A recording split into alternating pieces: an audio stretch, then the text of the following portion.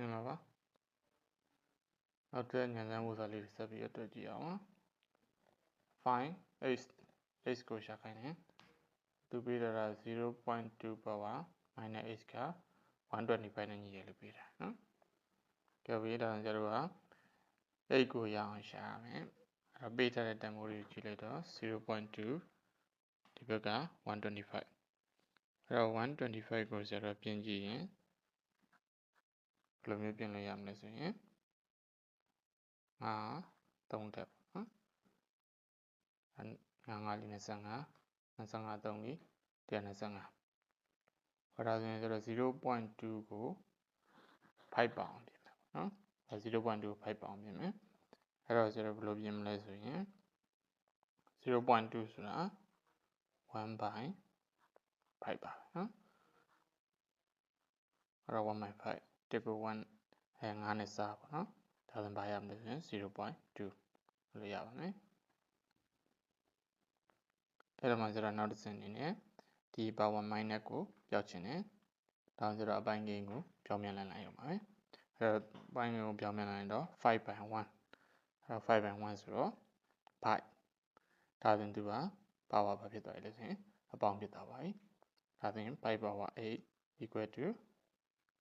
5 cube လို့ရပါမယ်ဒါဆိုရင်ကျွန်တော်ကအခြေချင်းညီသွားပါပြီအခြေချင်းညီရင်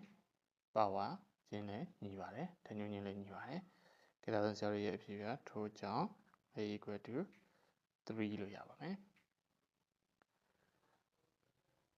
အဲ့တော့ဘယ်ကနေစစဉ်းစားရလဲဆိုရင်ဒီ125ကနေစစဉ်းစားရတယ်နော်အဲ့125ဆိုတာ5 cube 5 တက်အဲ့တော့တစ်ခါတက်ပြီးတော့ 0.2 ကို5ပေါအောင်ပြင်လို့ရမရစဉ်းစားပါနော်ပြီးတော့တစ်ချက်ကဒီနားလေးမှာပါအဲ့တော့ပိုင်းကိန်းမှာတော့power minus တင်ထားရဆိုရင်သူ့ကိုပြောင်းပြန်လိုက်ရင်ဒီ power minus ကပျောက်ပါတယ်နော်အဲ့ဒီချက်လေးတော့သိရပါမယ်ဒါဆိုရင်0ရဲ့အဖြစ်ပြီးတော့ပါပြီ tempo 3ကဲပါပြီဒါဆိုနောက်တစ်ခုလောက်ဆက်တွေ့ကြည့်အောင်သူက find k ကိုရှာခိုင်းတယ်နော်အဲ့တော့ beta √27 plus √48 plus √75 ဆိုရင် k √3 နဲ့ညီတယ်လို့ပေးထားတယ်နော်အဲ့ဒါဆိုရင်0 greater than စင်ကြောင်းသားကြောင်းစုဆိုရင်ဒါလေးတွက်တက်မှာနော်အဲ့ဒါexponent ready ကအ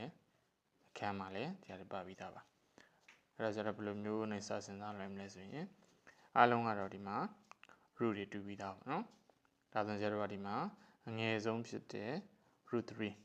√3 ပေါင်းအားလုံးကိုပြင်ကြည့်ပါမယ်ဒါဆိုညာဘက်ချမ်းကိုမပြင်သေးတာဖြစ်တဲ့အတွက် k √3ကဲဒါဆိုရင်29ကို root ပေါင်းပြင်မယ်√3 ပေါင်းပြင်မယ်အဲ့29ဆိုတာကခိုး3လီ29ဖြစ်ပါတယ်အဲ့တော့9က perfect square ဖြစ်တဲ့အတွက် root ရှာလို့ရတယ်နော်အဲ့တော့နောက်တစ်ခုကအတူတူပဲ48 48ကို3ပေါင်းပြင်မယ်အဲ့တော့ဘာလဲဆိုရင်16 3လီနော်16 3လီ48အဲ့တော့16ကလည်း perfect square ဖြစ်တဲ့အတွက် root ရှာလို့ရပါတယ်နော်ဒါဆို√3 ပဲကျန်ခဲ့ပဲနော်ကဲနောက်ဆုံးတစ်ခုက75အဲ့75က25 3လီဖြစ်ပါတယ်25 3လီ95အဲ့တော့25ကို25 perfect square အဲ့တော့သူ့ကိုရှင်းလိုက်ရင်ဖိုက်လို့ရမယ်နော်ကဲဒါဆိုရင်အားလုံးက √3 တွေတူသွားမယ်အဲ့ဒါဆိုရင်9နဲ့ √3 နဲ့မြောက်ထားတယ်ဒါကိုroot ရှာလိုက်တဲ့အခါမှာကိုက3ဖြစ်သွားမယ်အဲ့တော့3 √3 plus သူက4 √3 plus သူကတော့5 √3 ဆိုပြီးရပါမယ်အဲ့တော့ဒီဘက်ကပါလဲဆိုရင် k √3 ပါဒါဆိုရင်အားလုံးက √3 တွေတူသွားပါပြီဒါဆိုရင်ပေါင်းလို့ရမယ်ပေါ့နော်ဒါဆိုရင်3နဲ့4နဲ့ပေါင်းလိုက်တော့7ပေါ့နော်3နဲ့4နဲ့ပေါင်းတော့7 7နဲ့5နဲ့ပေါင်းလိုက်တော့12ဆိုပြီးရပါမယ်ဒါဆိုရင်12 √3 အဲ့တော့12 √3 ကဘာနဲ့ညီမလဲဆိုရင် k √3 နဲ့ညီပါတယ်ကဲဒါဆိုရင်ဒီမှာသက်ဆိုင်ရာချင်းနှိုင်းယှဉ်ပြီးယူလိုက်တဲ့အခါမှာ k တန်ဖိုးဘယ်လောက်ရလဲဆိုရင်12ဆိုပြီးရပါတယ် k တန်ဖို့တွဲအဲ့တော့ဒီပုဒ်စာလေးမှာကြတော့ဆရာဘာအနေအဓိကထားစဉ်းစားရမလဲဆိုရင်ဒီအငယ်ဆုံး root တန်ဖို့ကနေထားပြီးစဉ်းစားလိုက်ရင်ရပါတယ်အဲ့ဒါ perfect square ဖြစ်အောင်ပြင်မယ်နော်အဲ့ဒါ perfect square ဆိုတာနှစ်ထပ်ကိန်းတီကိုပြောတာပါနှစ်ထပ်ကိန်းတီဆိုတာတူတာနှစ်ခုမြောက်ထားတဲ့ຢာတွေနော်ဥပမာဘယ်လိုရတယ်လဲဆိုရင်နည်းနည်းလေးလေး3 လေးကိုလေးလေးလေး16 5လေး25အဲဒီလိုမျိုးဥစားတွေပေါ့နော်အဲဒီလိုဥစားတွေကိုဆရာတို့ကဘာလို့ခေါ်လဲဆိုရင် perfect square လို့ခေါ်ပါတယ်အဲဒီဒီမှာ9က perfect square ပါ60ကလည်း perfect square ပါ25ကလည်း perfect square ပါနော်အဲသူတို့ကို root ရှာရင်ဆရာတို့လွယ်တယ်နော်ဒါကြောင့်မလို့ perfect square တွေပါအောင်ပြင်တာပါနော်ပြီးတော့မှ root 3တွေတူတော့ဆက်ရှင်းလိုက်တာပါနော်အဲလိုမျိုးလေးတွေ့ရပါတယ်အဲဆိုရင်ဆရာတို့နောက်ဆုံးဖြေက k တန်ဖို့ပါလို့ရမယ်ဆိုရင်တွဲလို့ရပါမယ်ကဲပါပြီအဲ့တော့ဇွန်နာကဘောတက်ခဲ့တဲ့ပုံနဲ့ပုံစံတူတစ်ပုဒ်ဆက်တွက်ကြည့်ပါမယ်ဒါဒီပုံလေးကလည်း grade 10သားတဲ့သမီးဆိုရင်တွက်လို့အဆင်ပြေမဲ့ပုံလေးပါနော်သူက find a ကိုရှာခိုင်းတယ် root 20 h cube ပြီးတော့ root 5h cube plus root 80h cube ဆိုရင် a root 5h cube နဲ့ညီတယ်ဆိုရင် a ကိုရှာပေးပါအဲတော့ဇွန်နာကပေါ်မှာစဉ်းစားခဲ့တယ်လို့ပဲဆရာတို့ကအလုံးက root တွေတူတယ်အဲဒါ root အငယ်ဆုံးဖြစ်တဲ့ 5h cube ပါအောင်ပြင်မယ်နော်အဲဒီမှာ 5h cube ဖြစ်ပြီးသားသူက 5h cube ဖြစ်ပြီးသားအဲဒါကြောင့်မလို့ညာဘက်ချမ်းကိုမပြင်တော့ဘူး a root 5h cube အဲဒီ11ကောင်လေးကိုလည်းမပြင်တော့ဘူးနော်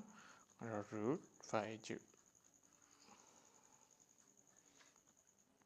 အဲ့တော့80ကိုဆရာတို့က9ပေါင်ပြင်မယ်ပေါ့နော်အဲ့တော့9ပေါင်ပြင်တဲ့အခါမှာ 5h cube ကိုအရင်ခွဲထားလိုက်မယ်နော်အဲ့တော့80ကိုဆရာတို့9နဲ့စားတဲ့အခါမှာ16 5 80ဆိုတော့60 into 5h cube လို့ရမယ်ကဲနောက်တစ်ခုက 20h cube 20h cube ကိုလည်းဘာပေါင်ပြင်ရမလဲဆိုရင် 5h cube ပေါင်ပြင်ပါမယ်အဲ့တော့20ကို9ပေါင်ခွဲလိုက်တော့4 5 20အဲ့တော့ဒီမှာကျတော့4က perfect square ပါ60ကလည်း perfect square ပါဒါဆိုရင်4ကို root ရှာလိုက်တဲ့အခါမှာ2 root 5h cube လို့ရပါမယ်အဲ့တော့သူကတော့မပြင်ထားတာဖြစ်တဲ့အတွက် root 5h cube ပါပဲ60က perfect square ဖြစ်တယ်သူကို root ရှာတဲ့အခါမှာဘာရမလဲဆိုရင်4လို့ရမယ်နော်ဒါကြောင့်မလို့4 root 5h cube ဆိုပြီးရပါမယ်အဲ့ဒါညာဘက်ချမ်းကတော့ဘာမှပြင်မထားတာဖြစ်တဲ့အတွက် a root 5h cube လို့ပဲရပါမယ်ကဲဒါဆိုရင်အားလုံးက root 5h cube တွေတူသွားပြီဆိုတော့ပေါင်းလို့ရပါပြီအဲ့တော့ဒီမှာ2ရှိတယ်အဲ့တော့သူရှိမှာဘာမှမရှိဘူးဆိုတော့1ရှိပါတယ်သူရှိက4ဆိုတော့နည်းနည်းနဲ့ပေါင်းတော့3နဲ့4နဲ့ပေါင်းတော့ခွန်ဆိုပြီးရပါမယ်အဲ့တော့7 root 5h cube ဆိုပြီးရပါမယ် equal ဒီဘက်က a root 5h cube ဆိုပြီးရပါမယ်ဒါဆိုရင်ဆရာတို့9ရှင်းပြီးယူလိုက်တဲ့အခါမှာ a တန်ဖို့ဖြည့်ဘယ်လောက်ရလဲဆိုရင်7ဆိုပြီးရပါနော် a တန်ဖို့7ဆိုပြီးရပါမယ်တော့ဒီမှာလဲဆရာတို့အခြေခံကြဆုံးချက်ကတော့ဘာလဲဆိုရင် root အငယ်ဆုံးဖြစ်တဲ့ 5 root h cube တူအောင်ပြင်တာပဲဖြစ်ပါတယ်နော်အဲ့တော့ perfect square တွေပေါင်းပြင် perfect square တွေပေါင်းပြင်ပါတယ်နောက်ဆုံးဖြည့်ဆရာတို့ရဲ့ဖြည့်ပါရလဲဆိုရင် a equal to 7ဆိုပြီးရပါတယ်နော်